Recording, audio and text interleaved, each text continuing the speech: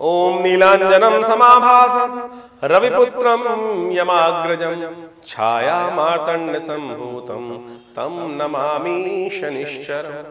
नमस्कार, स्वागत है आपका आचार्य वाणी में। मैं आचार्य विक्रमादित्य आपके साथ हूं और आज का विषय हमारा जो है कि 2024 में शनि महाराज आपके साथ क्या करने वाले हैं।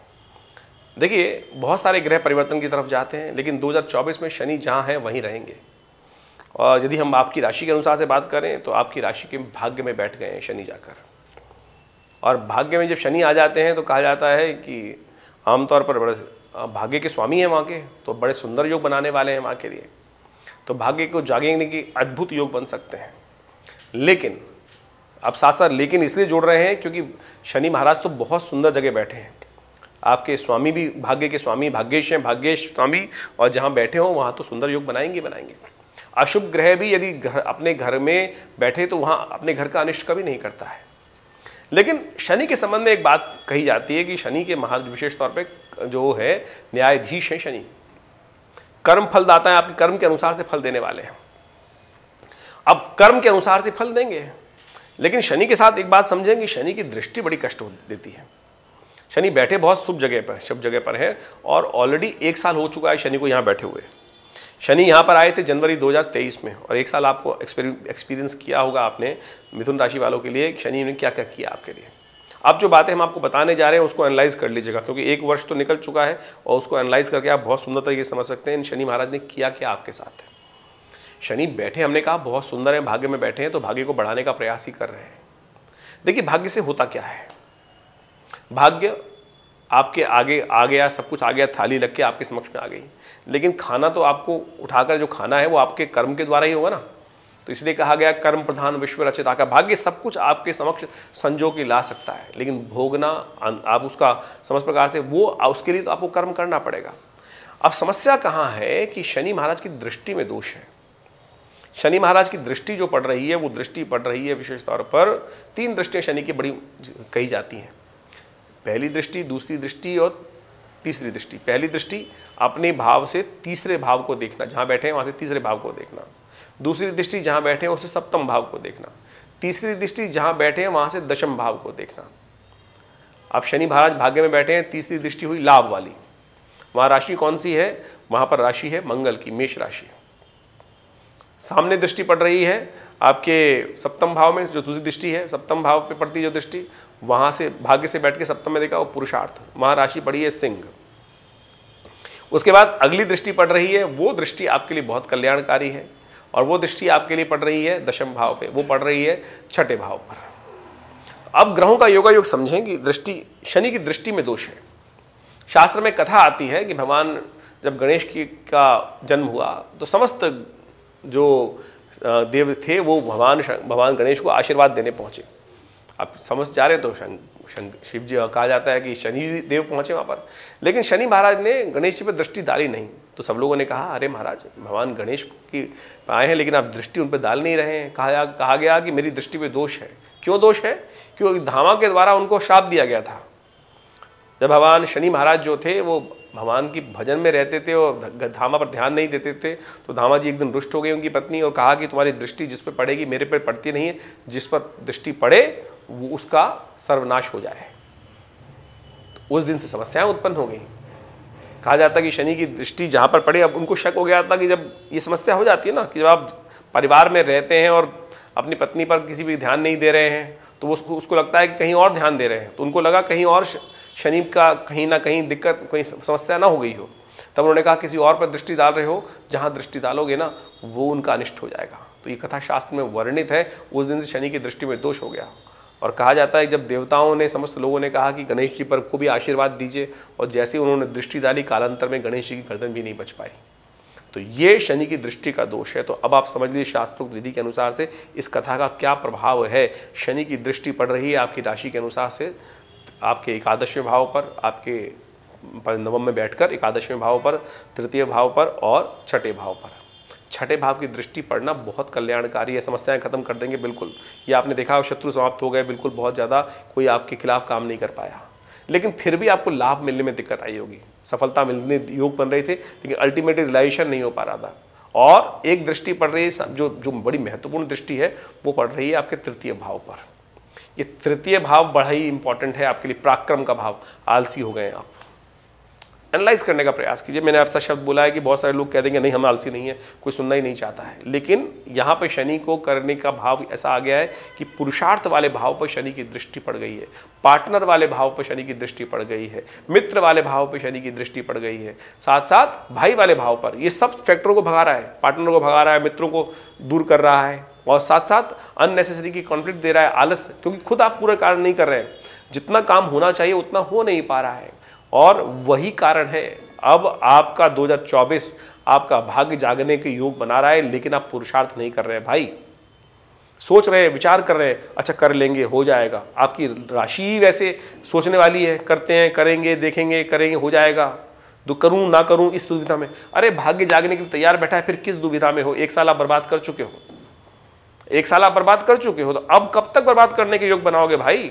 तो इस समय का उपयोग करें। 2023 में आपने जो हुआ, अब शनि को ठीक करने का समय आ गया है।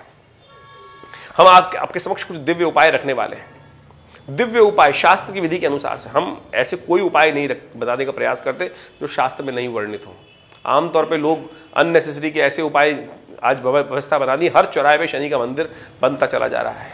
लोग कमाई का धंधे के लिए शनि का मंदिर खोलते चले जा रहे हैं, तेल पर तेल शनि को चढ़वाए जा रहे हैं। कहाँ शास्त्र में इतना वर्णित है कि जो आप करने का प्रयास कर रहे हैं? ये शनि के जो लोग दोनों व्यवसाय के दृष्टिकोण से शनि की बड़ी बड़ी मूर्तियां खड़ी कर ली हैं, वो कुछ नहीं करेंगे। शनि का तेल डाल कर कहाँ जमीन में डालेंगे तो वो भी जमीन को इन्फेक्शियस करेगा, जमीन में नुकसान पहुंचाएगा। तो आप इस बात को प्रत्यक्ष रूप से समझे। हम आपके समक्ष शास्त्र विधि के अनुसार से उन कथाओं को भी आज इस चैनल पे उपस्थित करेंगे, जो आपके मति भ्रम को ठीक करने का प्रयास करेगा। बड़ी मुश्किल से शनि महाराज 30 साल बाद भाग्य में आए हैं। 1 साल तक यदि आपने कुछ जो उपाय किए उससे नहीं मिल पाया है, तो अब जो हम रास्ता बता रहे हैं उनको अपना लीजिए, देखिए परिवर्तन का योग बनेगा। शनि को प्रसन्न करने की शास्त्र में बिल्कुल छोटे छोटे उपाय बताए गए, ऐसे रास्ते बताए गए हैं कि जो छोटा सा, आमतौर पर लोग आते हैं ना, भैया पूजा पाठ करूं, कितना करूं, कब तक जिंदगी में करता रहूं क्या? ऐसा नहीं है। कहा गया ना, तुलसी जो 1 घड़ी आधी घड़ी आधी से पुण्याद, तुलसी संगत साथ की हरे कोट अपराध। तो हम आपको ऐसे दिव्य उपाय आज बताने वाले हैं जिनको आप यदि कर लें तो बहुत सुंदर तरीके से, जो महाराज दशरथ ने किया शनि को प्रसन्न करने के, जो हनुमान जी ने किया, जो पिप्पलाद ऋषि ने किया, इन समस्त कथाओं को आप जीवन में सुनकर इनके उपाय यदि कर लें तो सुंदर तरीके से इनके समस्त कष्टों को दूर करने के रास्ते आपको प्रशस्त हो जाएंगे। तो कहीं प्रपंच में ना फंसें, सीधी तरीके से इन जो उपाय हम बता रहे हैं उनको करने का प्रयास करें, बहुत अद्भुत रूप से लाभ प्राप्ति के योग बनेंगे। शास्त्र में एक कथा और आती है, शनि के विचित्र प्रभाव को खत्म करने के लिए, अशुभ प्रभाव को समाप्त करने के लिए पिप्पलाद ऋषि की कथा। कहा जाता है कि एक बार इस संसार में बहुत भयंकर अकाल पड़ा, समस्त लोग अपने अपने स्थान से पलायन कर रहे थे। एक ऋषि भी थे, वो भी अपने स्थान से पलायन कर रहे थे, और हापाधापी के अंदर एक छोटा बालक, दूधमुआ बालक वहीं पीछे छूट गया। कालांतर में वो बच्चा बड़ा होता गया, और जब छूटा था तो एक पीपल के पेड़ के नीचे ही कोटर में वो रह गया था। कहा जाता है कि जब आगे समय चला तो वहीं पीपल के जो पत्ते थे, पीपल के फल थे, उन्हीं का भक्षण कर करके कालांतर में वो बच्चा बड़ा होने लगा।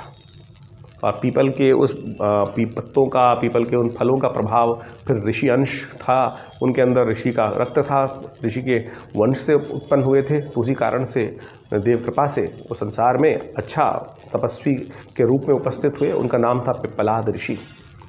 कहा जाता है कि एक बार नारद जी वहाँ भ्रमण करते जा रहे थे, साधना चल रही थी ऋषि की, और उन्होंने एक बार पूछा कि बड़े दिव्य बच्चे हैं, दिव्य बालक थे जो साधनारत थे, पूछा कि महाराज, उनको प्रणाम किया।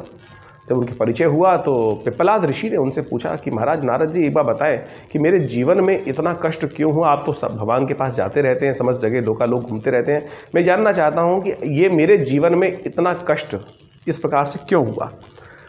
तो नारद जी ने कहा, बताया उनको कथा के अनुसार से कि आपके जीवन में समस्त कष्ट जो आया है शनि महाराज के दुष्प्रभाव के कारण से आया है। तो कहा जाता है कि उनके योग बल से उनको इतना क्रोध आया कि उन्होंने आकाश मार्ग पर देखा, और शनि महाराज जो ऊपर आकाश में थे वो वहीं पर घुटनों के बल नीचे आके गिरे, और उसी दिन से उनका घुटना भी, जो समस्या आई, जो लंगड़ा के शनि को कहा जाता है कि वो चलते लंगड़ा के चलते हैं, उनके घुटने में दिक्कत थी, वो उसी कारण से जब ऊपर नीचे आ गए तो संसार का सारा जो क्रम था वो हिल गया।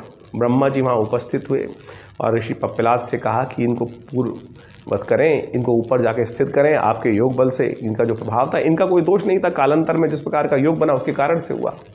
तब शनि महाराज ने भी ऋषि पिप्पलाद को एक आशीर्वाद दिया और कहा कि आपका नाम का जो स्मरण करेगा, उस कथा को जो श्रवण करेगा, भविष्य पुराण की कथा है कि उनके जीवन में कभी भी कोई दोष शनि का, ढैया का या दशा का या विचित्र प्रभाव का, गोचर का नहीं होगा, दुष्प्रभाव।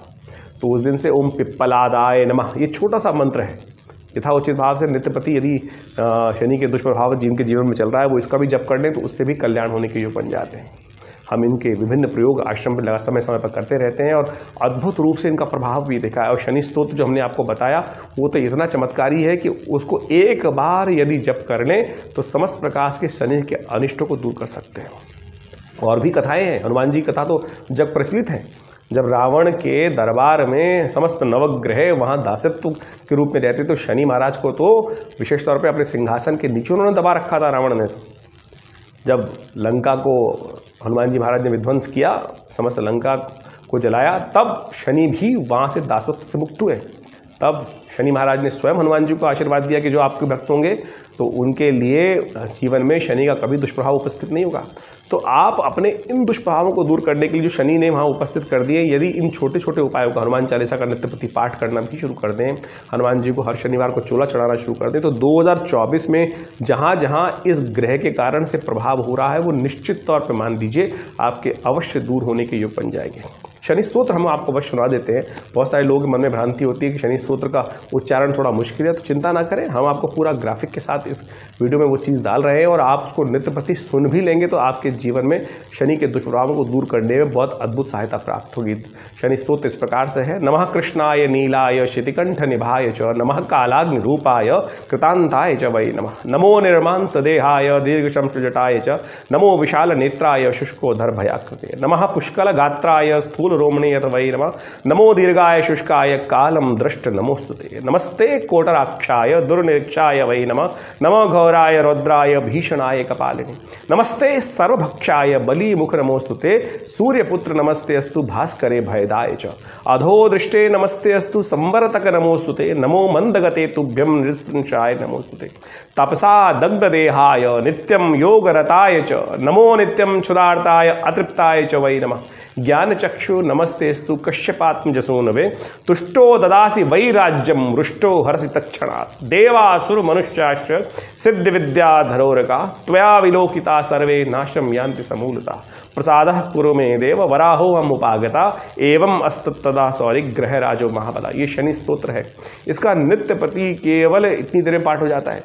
कर लें या सुन लें तो देखिएगा, नित्य प्रति आप यदि इसका पाठ कर लेंगे तो 2024 कुंभ राशि वालों आपके लिए इतना अद्भुत होगा, समस्त कष्ट दूर होने के योग बनेंगे। और ये कुंभ राशि में जो गोचर हो रहा है शनि का पूरे वर्ष तक, या आपकी राशि के अनुसार से आपके जहाँ जहाँ जो दुष्प्रभाव उपस्थित हो रहे हैं उनको शमन करने में अद्भुत प्रकार से लाभ प्राप्त करेगा। देखिए, हींग लगे ना फिट के रंग चोखा होगा। इसके बाद भी देखिए, तो गोचर का प्रभाव हो, लेकिन दशा इत्यादि क्या है उसके लिए अच्छे से विचार विमर्श करने की आवश्यकता है, उसको समझ लीजिए। और ये 2024 जो वर्ष में आप आगे बढ़े, उन्नति करें, जीवन में शुभ कल्याण का अवसर आपको प्राप्त हो और समस्त ग्रह आपको जो दुष्प्रभाव है वो दूर करने के रास्ते आप स्वयं बना सकते हैं। तो हमने ये सारी बातें आपके समक्ष उपस्थित करी हैं। इसके बाद भी मन में कोई शंका हो तो चिंता ना करें, नंबर्स आपके सामने स्क्रीन पर है और हम दिल्ली में विवेकानंद योगाश्रम में हैं ही, तो आप आएँ, मिलें। नमस्कार, धन्यवाद।